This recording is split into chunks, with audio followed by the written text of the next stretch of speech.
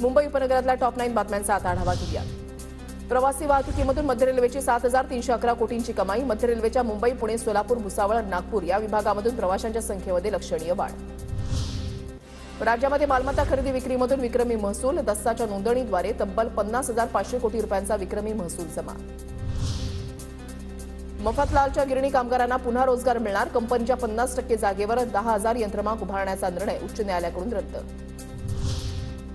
उष्माघाताबाबत आरोग्य विभागाचा कृती आराखडा। लोकांनी कोणती काळजी घेतली पाहिजे याबाबत व्यापक जनजागृती कार्यक्रम हाती।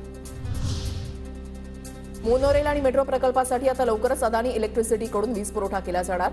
वीज दर वाढीच्या पार्श्वभूमीवर MMRDAचा निर्णय। हार्बरच्या 19 रेल्वे स्थानकामधील एस्केलेटरचा प्रस्ताव रखडला। सिडकोनं मध्य रेल्वेवर ढकलली जबाबदारी। 3 वर्षांपासून प्रकल्पाची चर्चा।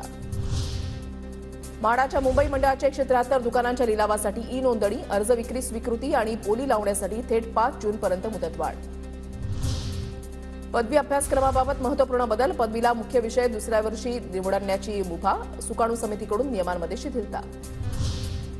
चिर्ले ते मुंबई पुणे एक्सप्रेस वे रस्त्याचं काम लवकरच मार्गी लागणार। अटल सेतू नवी मुंबईमध्ये उतरती त्या ठिकाणापासून होणार नवा रस्ता।